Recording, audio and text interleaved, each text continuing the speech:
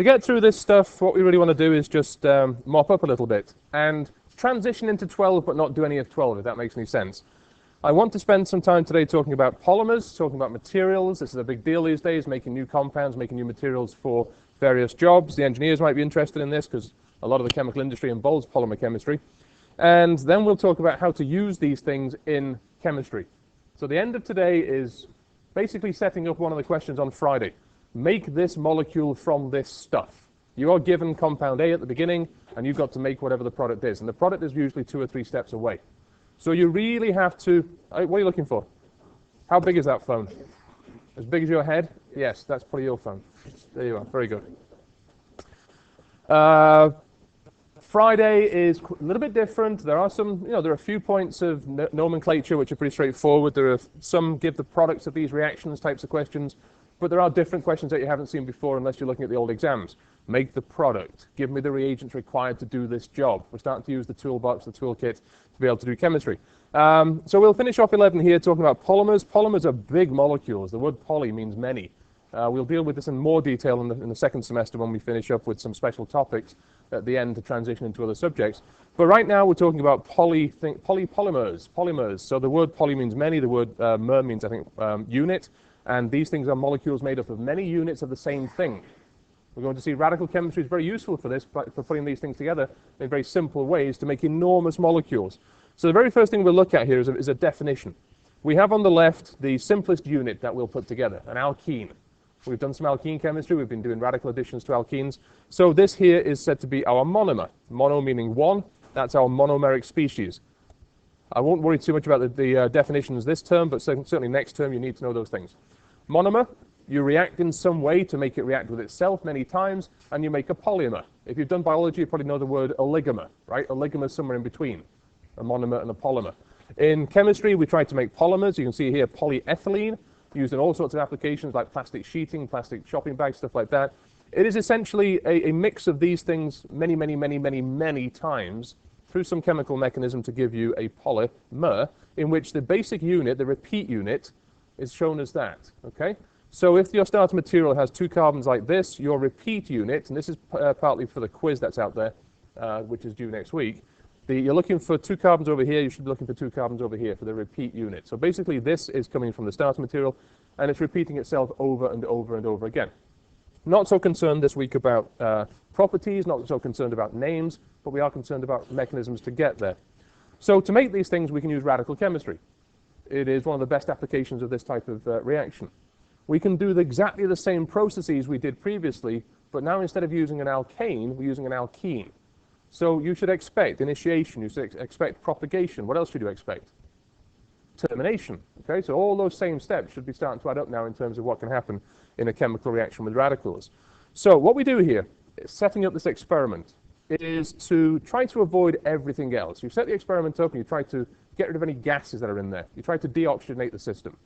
And you put in a little bit of peroxide, for example, as an initiator. That initiator will break into radicals and initiate the next process. It will make the reaction go further.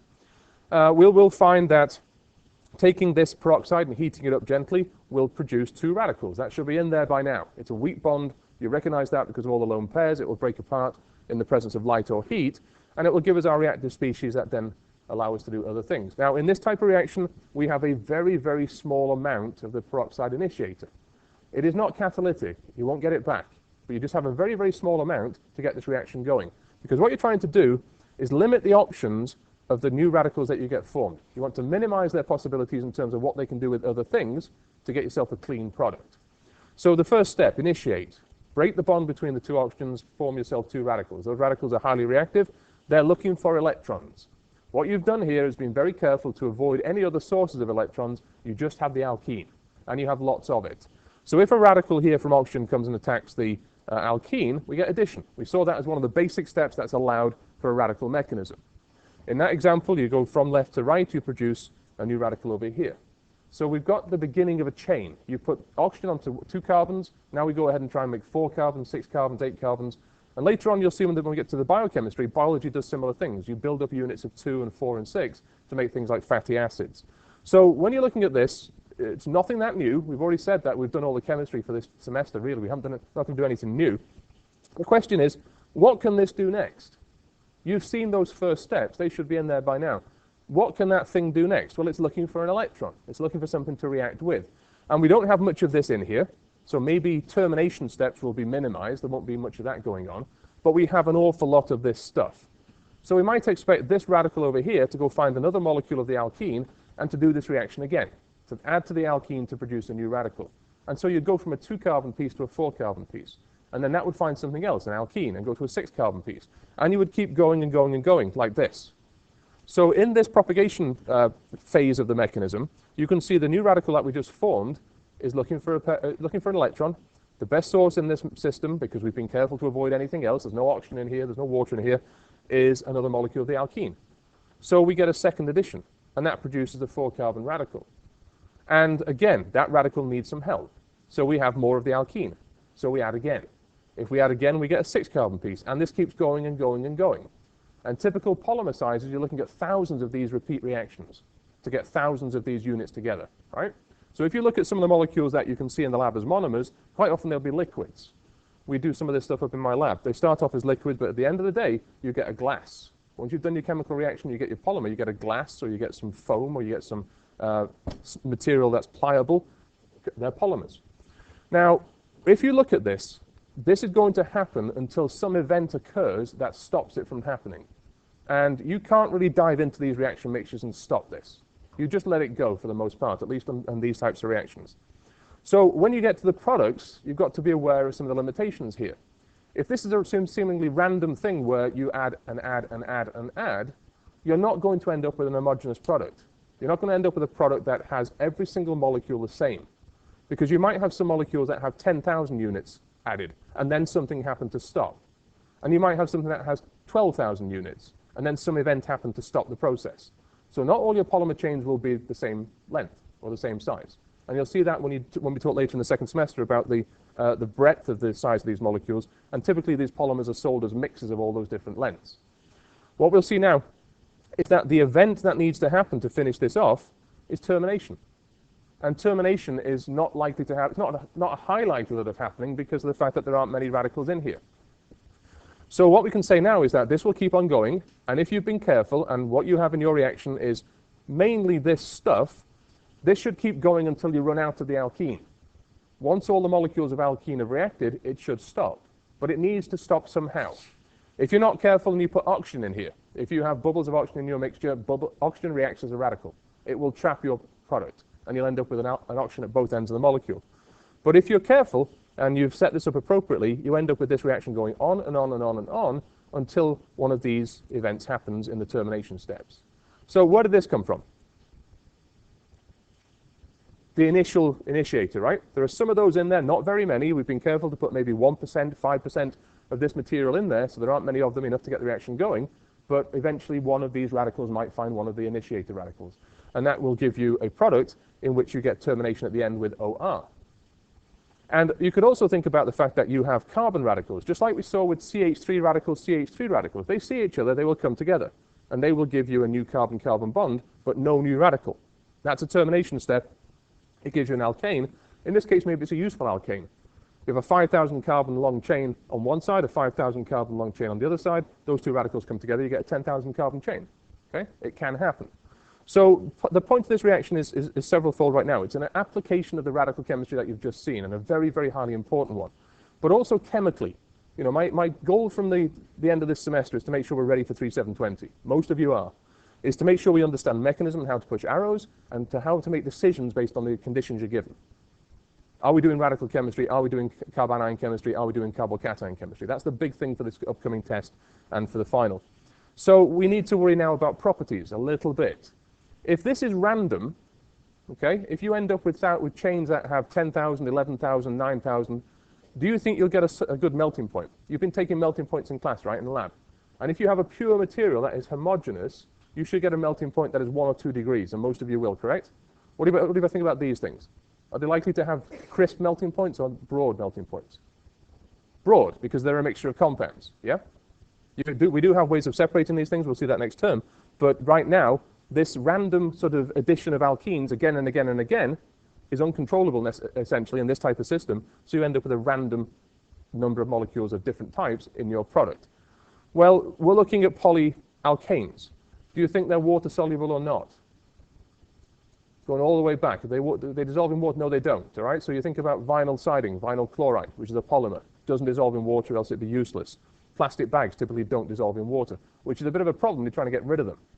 So these now are polyalkanes, which have obviously interesting properties. You can make them into water resistant types of materials by doing exactly the same type of processes here. So what you need to worry about for Friday potentially is this and the sort of application of these steps. Initiate, as we have done previously, then we propagate, and sometimes we terminate. Now, last question before we move on. Look at that OR group. I've added a very, very small amount of that material. Do you think the properties of these polymers are related at all to what that OR group is? If this is a 10,000 unit molecule and you have one of the OR groups at the end, does that OR group have anything to say about properties? No. That's logical, right? That's something important for the second term when we start doing bigger systems. So polymer chemistry, as we will see, is incredibly important in society. We have to be able to make these things. They're a pain to get rid of. If you think about styrofoam, polystyrene, right? There are reports out there about the ocean being flooded with this stuff, microparticles of polystyrene. And we don't have any way of getting rid of this. There are no organisms out there that will eat this stuff and destroy it for us. And the one easy way to get rid of polystyrene, styrofoam, is just to burn it and incinerate it. But then it produces poisonous gases. And where do you do this stuff? Well, you don't do it in my backyard. You've all heard this idea of the political issue of where do you build these plants to destroy these things. It's a big issue. So we quite happily build these things, and they're very useful, but we have to design ways of getting rid of them. And in the second term, we'll talk about biological polymers, in which we're starting to mimic biological properties, and we do have organisms that will destroy the plastic once it's been used. So we're not having to worry about that. Polyethylene, you'll see here, we've got fairly harsh conditions. We'd use 200 degrees C or peroxides, low temperature, maybe 50 degrees, and you would end up with polyethylene. Everybody who wants to get through this class ought to be able to draw me a mechanism for at least one go-around of that cycle. Form the initiator, form the radical initially, add to the alkene, then add to a second alkene. Then you can terminate. You should be able to do that. For those of you who've been in a kitchen before, it's usually there's usually the room next to your garage. What's that used in? Non-stick frying pans, indeed, non-stick frying pans, okay? And it's not supposed to come off, gentlemen, when you do the dishes. It's supposed to stay on there. You can see now that changing the material here simply by putting fluorines on here instead of hydrogens, you have very different properties. This again is water resistant, and it forms this non-stick coating upon which organic molecules will float, and we'll see more of that later. Plexiglass, where's that used? Some windshields these days. You can use it as a replacement for glass, right? If you want to build a picture with a glass front, you can often use plexiglass because it's see-through and it's strong, but it doesn't break the same way that glass does itself. And we'll see again next term lots of these different R groups, and that's all we've changed here is the R group. Different R group here replacing an H, different R groups here replacing H's, and you get vastly different properties. This is a very soft polymer. This is a harder polymer. This is a very hard polymer. And any of the chemical engineers who will go on later and do this type of chemistry, you can sort of design those properties. It becomes very, very useful. So we'll see a lot more polymers next term. We'll see a little bit now of the application of this type of radical chemistry in the petrochemical industry.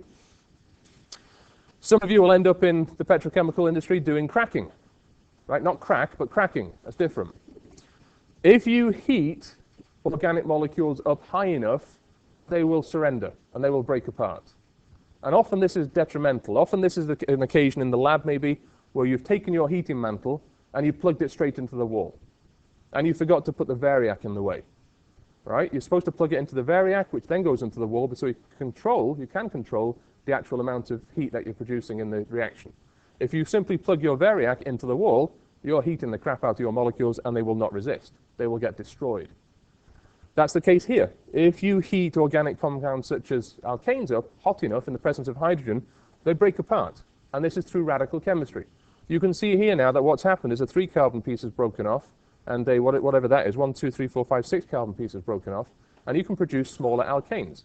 Now this can be controlled, especially if you do this in an environment, as I'll show you in a second, where you try to fractionate and separate the products. You can build smaller molecules out of bigger molecules by taking cheap, inexpensive materials like this and turning them into things that maybe you can't get from nature. So this process here is radical chemistry. I'm not going to do an awful lot here in terms of mechanism. It's basically these things break apart when they're hot enough, like so, and then they go after hydrogen and they pick up a hydrogen atom. through a propagation step, and away you go. You get those products. So this picture that I showed the engineers, you know, milk bottles upside down, maracas, wherever these things are, Band-Aids over here. The chemical plant. You learn all these things, I presume, in your other classes that aren't organic chemistry, and you learn how to deal with these molecules. So you can see why organic is important for your curriculum. These types of things allow you to take, like I say, crude material from petrol, from oil, and then heat them up, break them apart into controlled ways, and put them back together to give the different types of compounds. All right, so radical chemistry is very, very important in producing raw chemicals. Now, that's pretty much it. That's it for the radical stuff I want to talk about for Friday. What I want to do now is finish up 11, so I can get into 12 next week and the final week, and start to review. The reason we chose 12 as the place to stop, because we could do 13 or 14 chapters quite easily if we hurried up, is 12 summarizes everything. 12 brings it together. 12 forces you to remember what we did on day 1 all the way through today and the final. And it introduces the use of radical chemistry as a technique to get places, as a technique to get into organic synthesis. What we're about to do now, this word is used in other subjects, but in our subject it means basically building molecules. We're going to do synthesis from now until the end of 3720. You're going to take what you learned and apply it and solve problems. Here's a molecule on a test, here's a molecule in a recitation. How do you put it together? Now this is fun if you know what you're doing. And not everybody gets the same answer, but those answers might be equally correct. Not everybody gets the idea here because they don't know the basic reactions. This is really a test of what you know so far. Well, what we've done a large part this term is activate or functionalize organic molecules as halides. And we started off in the SN1, SN2 chapter by taking an alcohol, treating it with HBr, and we ended up with a bromide, whether it be through SN1 or SN2. That's great if you have access to the alcohol to start with. But a large number of the compounds that we dig out of the ground don't have any functional groups. They're alkanes. They come from crude oil. Well, we can use those materials with radical chemistry to give us a gateway into functionalized chemistry. So the point here is that there is no functional group on that molecule as it stands. Okay? Nothing on there will leave. Nothing on there is nucleophilic. There are no lone pairs. We're stuck. So the radical chemistry that we just developed in 11 allows us to now use a huge number of resources to do organic synthesis. So what we start doing is taking crude oil, turning it into polymers, turning it into pharmaceuticals, turning it into explosives, turning it into all sorts of different organic materials that we can use. So this is key. What do you want to get out of 11? Understand the mechanism of organic radical chemistry. What else do you want to get? Activation of some non-activated system into this. Now, DeVito, what does bromine do best in its life? Bond to other stuff. That's a good start. At least it sounded chemical. What's it best at? What do we use it for?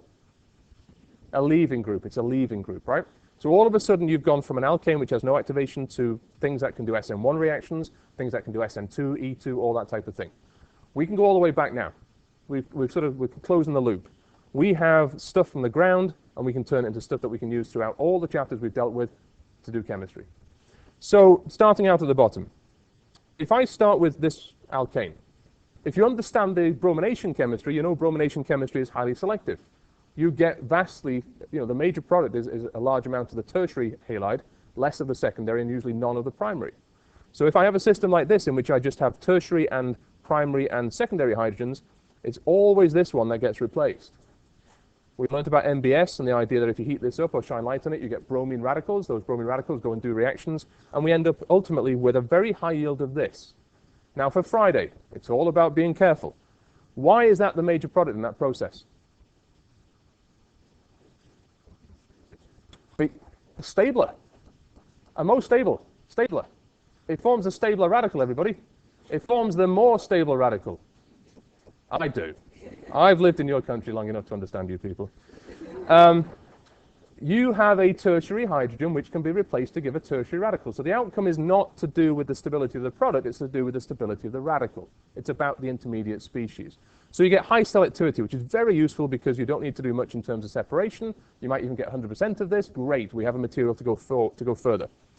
Well, we can start doing SN1 and SN2 from the past. Is this likely to do SN1 or SN2 or both or neither?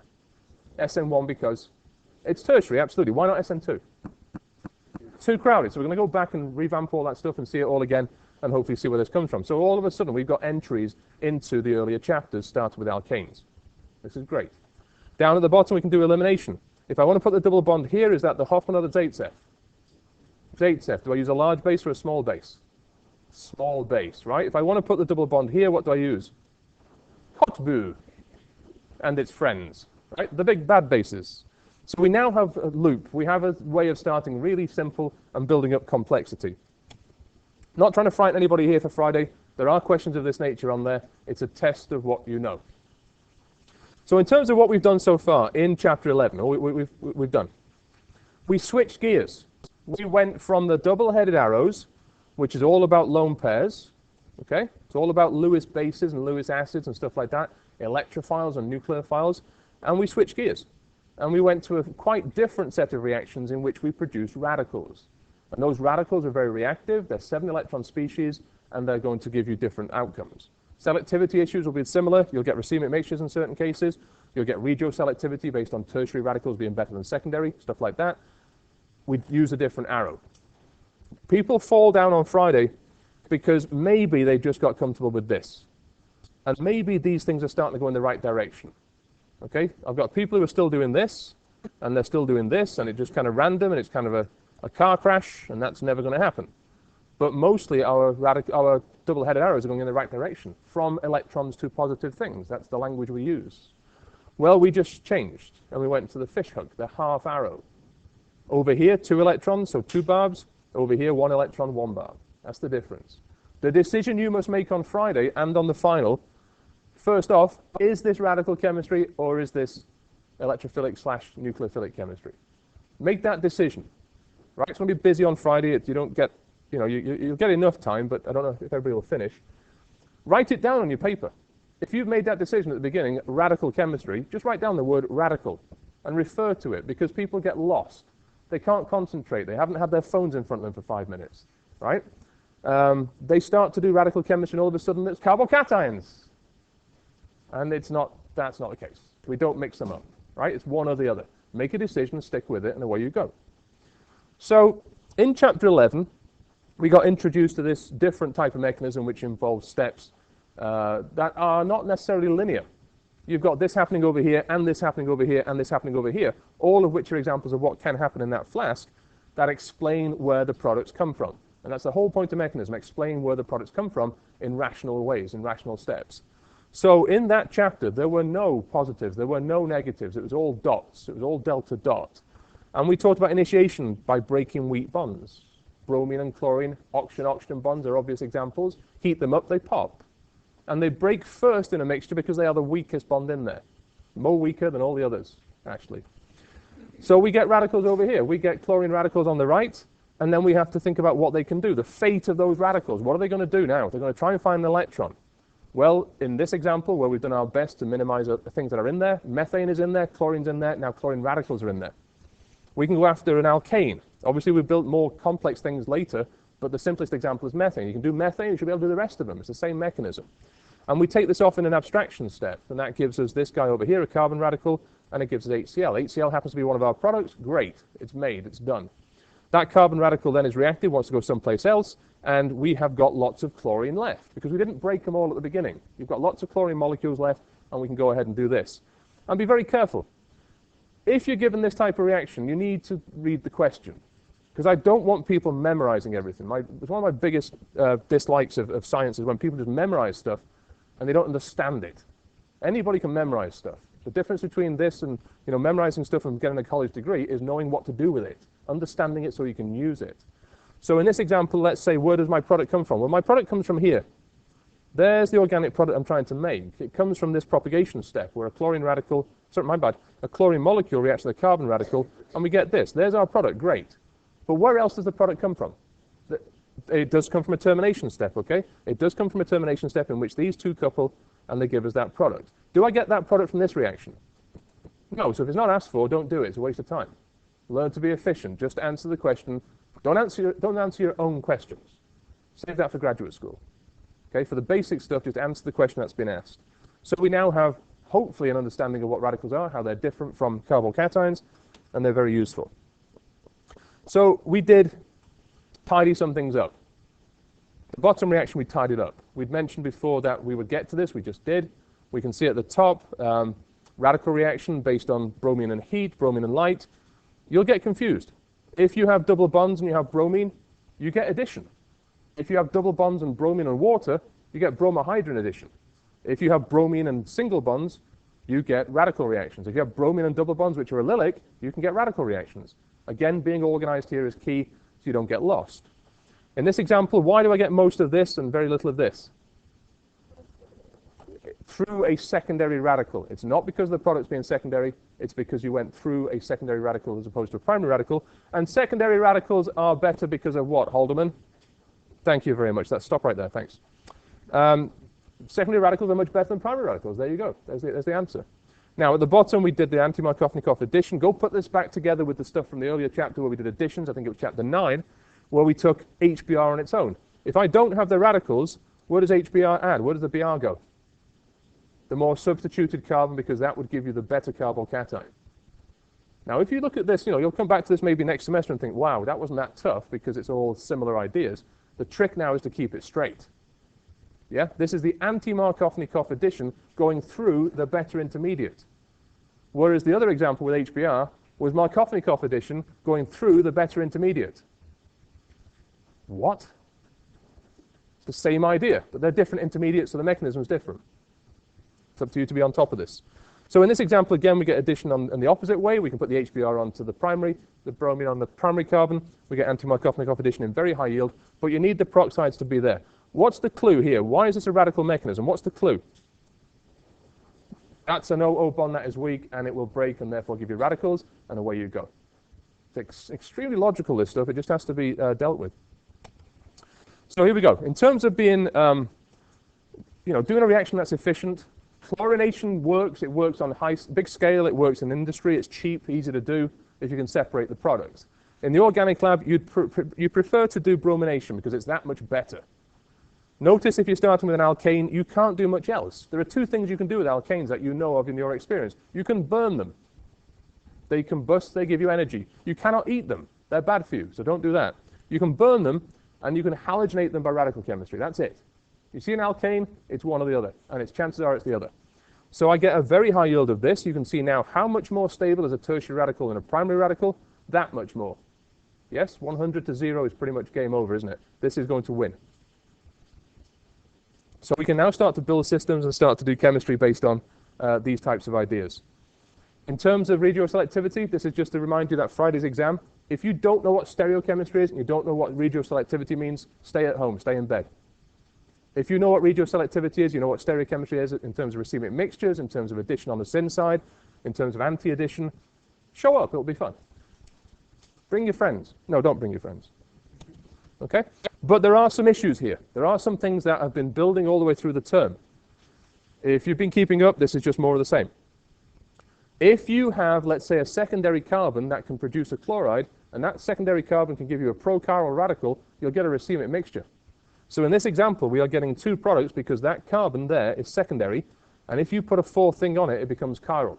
Now, where does the selectivity come in?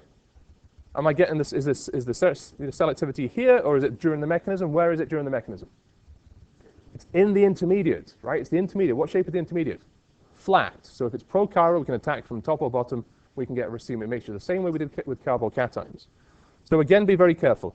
I'm a big fan of stereochem, understanding where it comes from. So if you go to biochem later, you'll see how marvelous biochemistry is because you just get one product. We get racemic mixtures, biochemistry gets one product. That's to be thought about. So let's do some synthesis. This is not chapter 12 yet. Chapter 12 will be bringing everything together starting next Monday. We're not here the Wednesday. There's no restation on Monday. But we'll see. We will be here in class, and I will give the exam back on Monday. So now, starting out with a very simple material that you can get from the ground and reacting it with bromination chemistry. To put the bromine here, we can go in all sorts of different directions. Let me give you an idea for Friday. Mostly this is chapter 12. Okay, after this is kind of chapter 12. There are not many steps on questions on Friday. 2 or 3 at most. Nothing too tricky. So let's think about how we do this. Examples and practice are the best way to get your head around this. And if you do start to see it, it's kind of fun. We've had people come into this class who didn't particularly like chemistry at the beginning. ended up getting PhDs in organic chemistry because they just saw how logical this was and how much fun it was. And once you have that toolkit, you can build whatever you want. Yeah, you got the right bits and pieces, you can go wherever you want. So in this example, that CH3 group is not simply a primary system, is it? It's a special primary. What type is it? What's the word for it? It's benzylic. Benzylic. So if we were to introduce something like MBS and warm it up, where's the bromine going to go? At the benzylic position. We have not seen any chemistry yet of this cycle right here. Okay, we haven't done any chemistry of that. Next semester we'll do 2 chapters of it, 3 weeks of it. It's a huge amount of chemistry, but we're not there yet. So MBS and heat will put the bromine there. Away we go. Next semester we introduce new types of questions in which you start up here and you get 12 sets of reagents and you end up down here. And your job is to give every compound along the way. Those things are tricky. So that gives me a bromine. DeVito, what's the best use of bromine in life? Leaving group. So let's make it leave. We introduced some chemistry from the previous chapters. We talked about alkynes. This is a carbon next to an ammonia. No, sodium. This is negative. This is positive. I see a good nucleophile. I do this. Nothing too complicated. Just a FYI for the people who are struggling with this stuff. If there's a bromine in the system this term, chances are it will leave. So if you've got a bromine in your product, that's probably a problem. Make it leave. Make it so. What mechanism is that? SN2, absolutely, it's an SN2 reaction. That gives us a more complicated alkyne through what we call a chain elongation process. That's the best way, in fact, the only way really we have this term of making more complicated carbon-carbon frameworks. Next term, it's all about that. So we have an alkyne. We can start thinking about alkyne chemistry now. We started off with toluene, which is paint thinner, which is very cheap, very easy to get hold of. We turned it into benzyl bromide. Then we did an SN2 reaction. Now we have an alkyne. Alkynes have their own great chemistry. Now, what's methyl lithium? What do you know that from? Somebody said it. It's a very powerful base, yes? Why not nucleophile? There's nothing to attack here. There are no leaving groups to kick out. There's nothing positive. So we'll use it as a base. What's the pK of this proton about here? 25, right? So that base should be enough. What's the pK of the conjugate acid of this? 50, good. Now, over the winter break, I spend time speeding up my talk, my speech. I get faster and faster because things get more and more interesting and more exciting. So you've got to start asking those questions to slow me down and make sure that we're on the same page. That gives me this. What's the whole point of doing that? I now have a new nucleophile. I have a new nucleophile that I can do chemistry with by doing substitution reactions. I can bring in a second alkyl halide. So powerful nucleophile goes after carbon, kicks this guy out, leaves, and we end up with a more highly substituted alkene or alkyne again. There we go. We're getting complicated now. For Friday again, don't panic. 2 or 3 steps. But this is leading into 12 for the final, which is about 2 weeks after that. It's all coming together to give you useful reactions. At the end of the day, I can start doing chemistry with this. I can use the alkyne as a substrate. What do I get from this if I add sodium and ammonia? You get the transalkyne, so that's in there. We didn't worry about a mechanism for that one, but you get the transalkyne. Very good, that's what we get.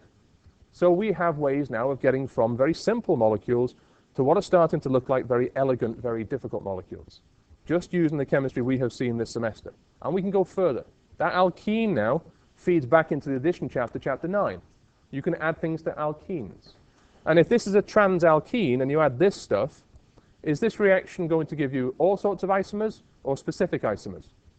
Specific, right? It's stereospecific. And what type of product do I get? What's the name of the product? Epoxide, a 3-membered ring. So if I draw this, we should recognize where that comes from. We should understand the mechanism now and think about the fact that in the starter material, the 2 R groups are on opposite sides of the alkene, and in the product, the 2 R groups are on opposite sides of the alkene. They are trapped. And that tells you about the mechanism. It tells you it's a concerted process in which you add the oxygen at the same time. And you get a 3-membered ring like so. Again, for Friday, don't panic. This isn't there, it's not all there, but we're leading into 12. Types of questions to expect? Well, there we go. Give mechanisms. Practice the online stuff, practice my course pack stuff, practice all the old exams, and we might have a chance on Friday. In this example, let's look at this, okay? What are we looking at? Radicals, or are we looking at carbocations? Radicals, how do you know? No, what? That guy right there, what is that? Is that heat or is that light? Okay, that's light. So that's telling you radicals get formed. Over here, MBS, remember what that stuff was? You heat it up, you get bromine radicals, away we go. How do you know this is radicals and not carbocations? Peroxides, right? The peroxides there are there to give you radicals. And again, over here, we can see polymerization based on the same idea. I think we've been consistent. Weak bonds break consistently. If you heat them up or shine light on them, whether it be OO or BRBR or ClCl, they break. And they break into radicals. So you're looking on Friday for clues to get into a problem. Thinking about these types of reactions, we're just making the starter material more elaborate. If you're completely lost, if you drew this thing out, you look at that and think, oh, I don't know what that is, game over. No, that's not what we're at. We want you to be able to think things through. You draw it out. We did a lot of stuff on Lewis structures early on. What about that? What do you think? Radicals or carbocations? Radicals. You may not have seen it before, but you can apply what you know, which is key. On the right-hand side, is this reaction likely to be highly selective or a bit of a mess? Bit of a mess. So I've got tertiary H here, I've got secondaries all over the place.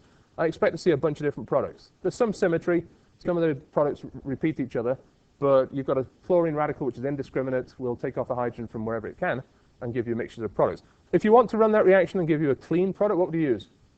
Bromination, because it gives you primarily the tertiary carbon. Down here, there's an example of this, Br2 and heat. Where will the bromine go?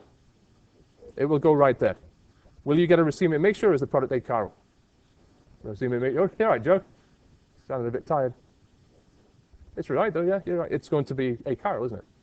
No chiral centers. Now, on this example, MBS and heat, we're looking at allylic halogenation, so be careful there. And think about whether it's symmetrical or not. Think about whether you get racemic mixtures or not. Those sorts of ideas are key to do well on Friday. So in this example, thinking about what's asked, read the question carefully. It's asking you for the formation of the major product. You have 50 minutes to do 100 points. And if you're doing the mechanism as well for the minor product, you're wasting time. So read the question. You get lost, read the question again. Make sure you're just doing what the question asks you for. So in this example, we're looking for the major product. Your decision, you have to decide which one is the major product. First off, is it left or right? Oh, I wish I had those clickers. This would be great, wouldn't it? Which is the major product here? The one on the left, right? It's radical chemistry. There's an indication of where things go wrong on Friday. The depth of knowledge isn't there. So again, look at this. There's the major product. Think about this. You form radicals, initiate, propagate, and then put the bromine on the less substituted because that gives you the tertiary radical as opposed to secondary, and that gives you a that. Why do I have two squiggles? Why not just two wedges, two dashes? What am I doing here? Say again? Saving time is a good idea, but why chemically? You've got two chiral centers, and the mechanism demands that you get all of them. This and this and this and this. Because you start out by adding to make one chiral center on a flat prochiral alkene. You make a radical. What shape is that radical? Flat. It's prochiral. You add to that second one, you get a new stereocenter in which you add randomly, top or bottom. You get all four of them. So be careful there. Answer the question that has been asked. Okay. Now, we had this thing in recitation about bananas. If you are completely lost, draw a banana. You might get a point. You get one humor point. Right? If you haven't got a sense of humor, don't bother. If you've got a sense of humor and you're lost, draw a banana. But it has to look like a banana. In this example, I'm looking for allylic halogenation because this is going to be heat and bromine. There's the one we're looking for. The difference here is that if you added bromine without the heat, you'd probably add to the alkene because you're not making radicals. That's the decision you have to make. And you can see now a fairly complex process involving resonance. If you're doing allylic substitution, you have to keep an eye on resonance, not rearrangements, but resonance in terms of putting these systems together. Looking at this, these are just typical old exam problems. There are many, many out there that you can practice here. I've not said this for a while, but office hours are important. We probably won't have SI next year in the spring. Office hours become more important. If you're not doing well and you're not using office hours, I don't know what the answer is. Okay? Especially next term. So looking at this, you're taking an alkane, the same alkane in both cases. The question is asking you to explain the selectivity. Why do I get 3 to 1 of this, and why do I get 100 to 0 of that? That's a tricky question. And for 10 points or 8 points, you're not just going to be able to say because bromine's more selective. That doesn't work for me. You've got to worry about bromine being more selective because you've got to worry about transition states. You've got to worry about hydrogens being taken off at certain places in the abstraction process. What is it that leads to that selectivity? Those explanations need to be in depth. Okay, so there you go. In terms of what we've done for synthesis in 11, just let's wrap up with a few of those so we can see what we need to worry about for Friday. Similar. Turn the molecule on the left into the molecule on the right. I've written it in such a way that it says, turn this into this. I cannot be more clear. Okay? What do I need to do? Can I turn an alkene directly into one of these guys? No. What do I need to make that will enable me to knit together carbon pieces? What? Make an alkyne. Make an alkyne, Brandon, right? You need to make an alkyne, so you need to know your alkyne chemistry. I've got a double bond, but I want to make a triple bond. If I need to make a double bond, I need HBr. If I need a triple bond, what do I need? HBr and HBr. Need it twice. Need 2 bromines. So how do I get an alkene to turn into something with 2 bromines attached? Add bromine. Yes, we're getting places. You add bromine. And that's what you get, because you get this anti-addition if it's a cycle, but you certainly get the vicinal dibromide where the 2 are next to each other. Now, what do I need to add to this to make an alkyne? This is where the homework comes in. This is where the quiz stuff comes in, the practice comes in. These things have been asked. You've been asked these questions already. What do I need to add to get rid of 2 equivalents of bromine? Sodium, ammonia won't work because that will reduce something, but you're close. NaNH2, sodium amide, right? They're a little bit different. Sodium amide. How much do I need? At least 3 equivalents, right? Maybe an excess could be useful. And this was something I've been asked in office hours this week, so let's tidy it up. Why do I need an excess and why do I need the water? What's going to happen is that after you do the elimination steps, you get this initially. And what's the pK of that proton right there? 25. And as soon as that gets formed, it's acidic. And what's a very fast reaction we know? Acid-base reactions. So if I've got some of this left in that reaction flask, it will immediately get deprotonated. And from the first step, I end up with the anion. I end up with this thing. So what is this serving as to give me a product? What is the water serving as? I have a negative charge. I want to get back to a CH bond. What's that serving as? Anybody? I have a negative carbon and I want to put a proton on it. What's it serving as? Yes, an acid. An acid. We have things to do over the break, people. Very weak in terms of pKa's and acids and bases and stuff like that. We get the proton there. Now we add a base again. We want to do this in controlled fashion. We make the anion. And then I'm trying to get here. What do I have to add? Do I have to add an alkene, an alkane, an alkyne, an alkyl bromide, an elephant? What do I add? You could put an elephant in. It would be pretty pissed off with you, but you know that won't work. 1, 2, 3, 4, 5, 6. 1, 2, 3, 4, 5, 6, 7, 8, 9. I need how many carbons? 3. And what needs to be at the end of that carbon chain to make this work? A leaving group, a bromide. So chuck in some of that. You get an SN2 reaction. And finally, to make this go all the way, I need to get rid of the triple bond to reduce it down to an alkane. What do I add? H2PD. You might write excess, it doesn't really matter, it just goes, and you end up with H2PD, and that's it. Or PT. So we've gone from a fairly simple alkene through a fairly elaborate process to make an alkane. If that's 8 carbons, that's octane, right? That's probably the world's most expensive synthesis of gasoline. But it works, and it just exemplifies what you need to do on Friday. Maybe 2, maybe 3, maybe 4 steps, but probably not. Be careful. So think about these things. We have most people passing. We have most people thinking about 3720. If you don't get stuff in 3719, if you don't get mechanism, 3720 just doesn't work. In fact, you don't get to it. We have to start thinking about how to change these things. If I look over here, I've got an alkyne. I've got an alkene. I need to do some chemistry probably here. I need to do some chemistry there to make sure that my alkene goes here. Alkynes, if I want to add a base, the alkyne will deprotonate at the end. That's no use to me. Those 2 carbons will become those 2 carbons. So I need to think about how to make this work. How do you know, alkenes or alkynes? How do you activate that carbon? It's next to the pi bond. What can you do? You can do radical halogenation, right? You can do radical halogenation, but not necessarily on the alkyne. So what you might do here is get rid of the alkane bit, alkene bit, alkyne bit even. And then you might do radical halogenation and put the bromine there, and then elimination.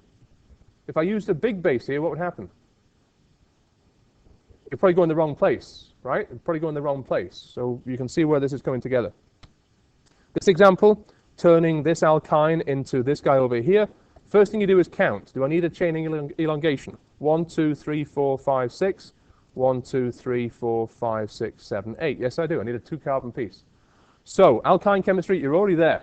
You already have the piece you need to do the chain extension.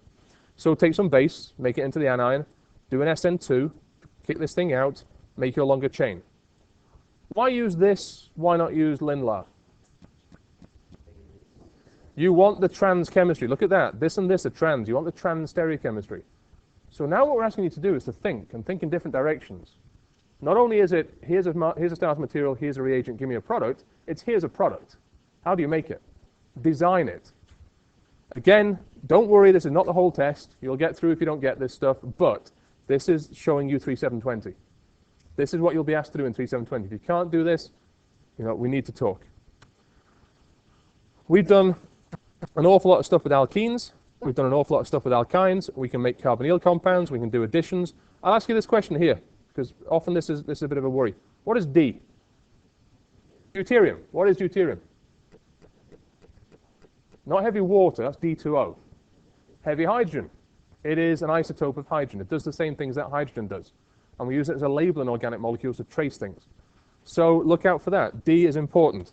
And then how do we do these things? We just bring with us what we've learned, if we've learned anything. So there is a question like this. Give me products. Give me reagents. Mix the things together to make it work. Now Friday, be here on time. I have time between now and then, but don't be asking me questions from chapter 7. Get to it. Good luck on Friday.